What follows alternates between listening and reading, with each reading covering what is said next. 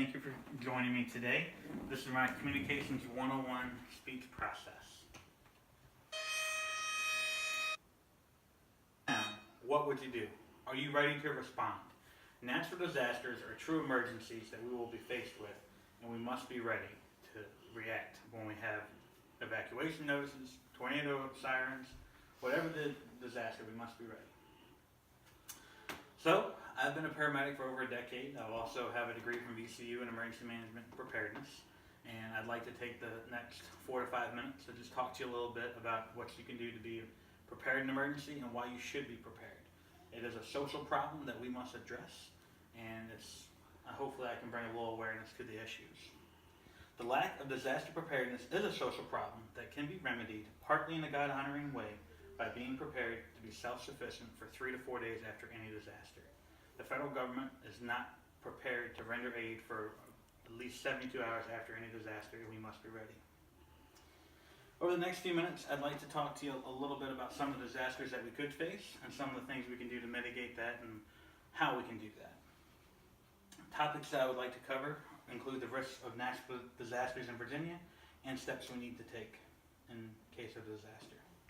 So let's take a look back at history. Just last week we had Hurricane Michael impact our area. Right now we don't have power at our house because of that hurricane.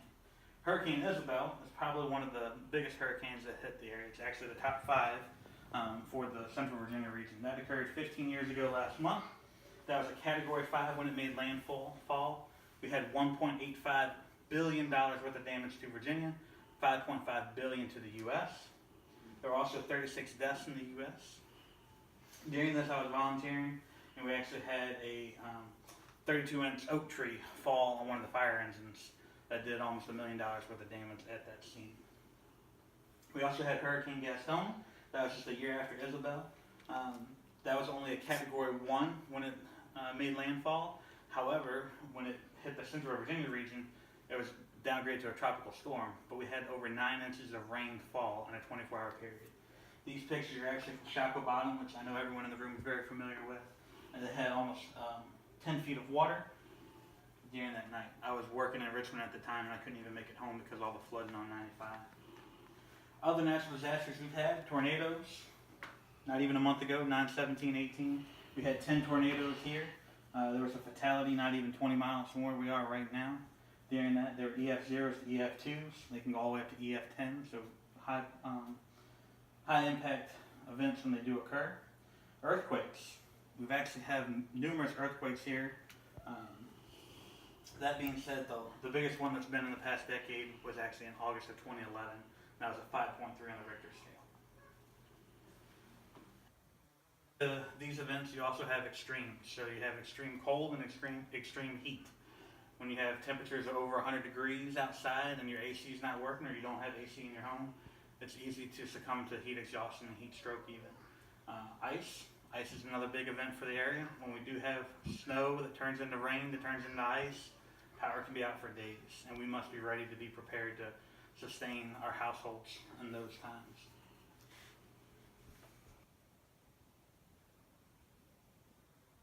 To talk about some of the things we can do when these events occur.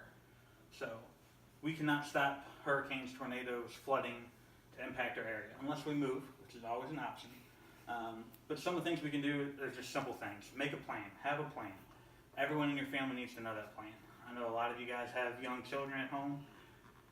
If someone's away from home working and another spouse or the child's at a babysitter, what are you going to do? How are you going to communicate when the cell phones don't work or when the cell phone towers go down? Not everyone has home phones. Home phones can even go down. Where are you going to meet? Are you going to meet at home? Are you going to meet at work? Is there an alternate location if one place is impassable? Okay. The other things you can do is make a kit. Okay. You need to have a kit at home. These are a couple little examples. This is like a little food storage kit. This is more of an emergency preparedness kit. No matter what kit you have, it needs to be portable. So while you make shelter in place, let's say you have an ice storm, if you don't have to go to work and you're staying home, that kit can be at home. But if, let's say, there's a toxic spill up the street and you need to move and leave your residence, your kit needs to be ready to go. In that kit, there's lots of things you're supposed to have. Ready.gov is a great resource. But in there you need your medicines, you need food, you need water, Everything that you think you would need for at least 3 to 4 days needs to be ready and portable. Whether that's a Rubbermaid kit or a roller suitcase, it doesn't really matter, but make sure it's mobile. Disasters, emergency services are not going to be able to get to your house in a timely fashion. There's trees down, there's numerous things going on, so you cannot depend on someone else. Matthew 25 says, "For when the foolish took their lamps, they took no oil with them, but the wise took their flasks of oil." As a father, as a son, as a Christian, you have to be prepared.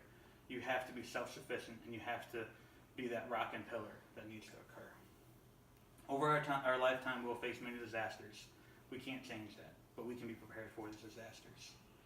Don't be unprepared. Make a kit, be ready, talk it out, practice, and just live the dream. Thank you all for listening.